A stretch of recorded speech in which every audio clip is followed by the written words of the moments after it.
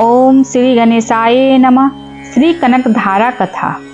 कथा प्रसिद्ध है कि आचार्य श्री शंकर भगवत पाद एक दिन भिक्षा के लिए किसी ब्राह्मण सदगृहस्थ के द्वार पर गए।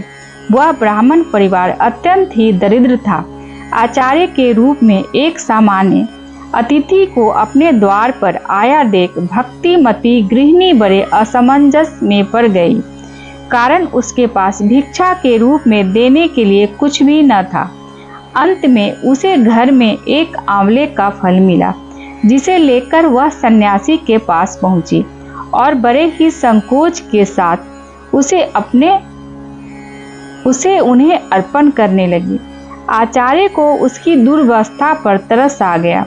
उन्होंने तत्काल ऐश्वर्य की अधिष्ठात्री देवी भगवान नारायण की अर्धांगिनी वात्सल्यमयी भगवती महालक्ष्मी की स्तुति प्रारंभ की और उनकी वाणी से अनायास ही करुणापूर्ण ऐसी कोमल कांत पद्मावली प्रस्फुटित हुई, जिसे सुनकर भगवती महालक्ष्मी देखते देखते आचार्य के सम्मुख अपने त्रिभुवन मोहन रूप में प्रकट हो गई और कोमल शब्दों में पूछने लगी, मुझे कैसे स्मरण किया।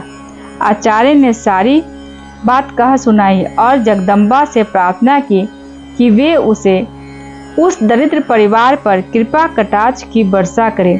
भगवती ने बताया कि उस गृहस्थ का प्रारब्ध ऐसा नहीं कि उसे उस जन्म में धन की प्राप्ति हो सके। आचार्य ने बड़े ही विनीत शब्दों में करुणामयी अम्बा से निवेदन किया, पूर्व जन्म में इस ब्राह्मण ने कोई ऐसा सुकृत नहीं किया है जिसके फलस्वरूप उसे धन संपत्ति दी जा सके।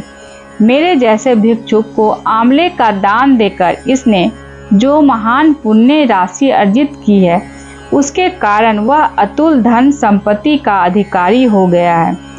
अतः उस पर कृपा अवश्य होनी चाहिए।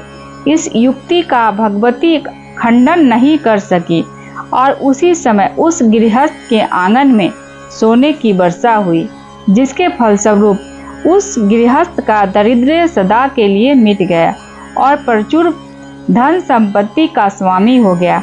इस घटना का शंकर दिग्विजय के चतुर्थ सर्ग में स्पष्ट उल्लेख मिलता है। तभी से इस स्रोत का नाम कनकधारा स्रोत हो गया।